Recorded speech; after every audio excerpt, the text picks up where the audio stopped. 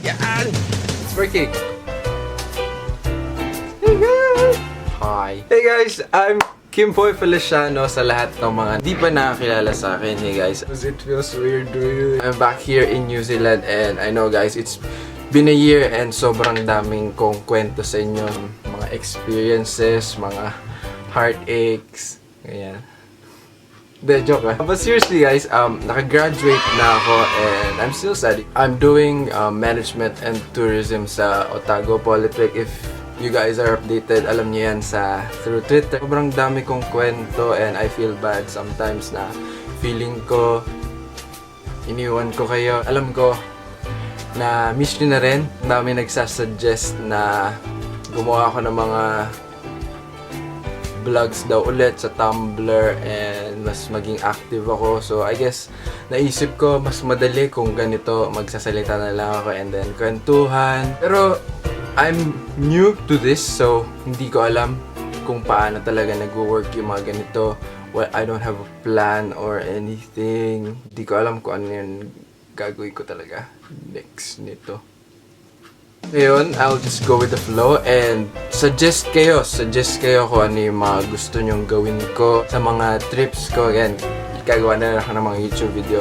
So, yeah, comment below guys. Comment below sa mga suggestions nyo. Challenges, mga topics na gusto nyo i-discuss natin. Basta, random lang talaga. Like, gusto ko makilala nyo pa ako through these videos kung sino talaga si Kimboy. Not just the person sa mga picture na nakikita nyo sa Facebook or nababasa nyo mga tweets sa Twitter. I owe this to you guys, like everything na nangyari sa akin, lahat ng mga experiences ko. Nothing cheesy talaga, gusto ko lang mag-thank you. Ang dami nang sumasideline eh. Sa Pilipinas, yung mga followers ko, like, nagsiselos na talaga ako. So,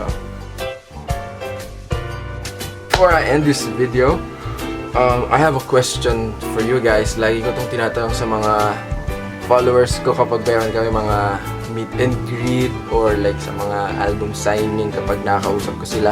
Paano mo ba ako nakilala? Paano mo nakilala na ako si Kimboy? So, share nyo sa comment below kung paano tayo nagkakilala. Gusto kong malaman and gusto kong basahin yung story natin. I don't know.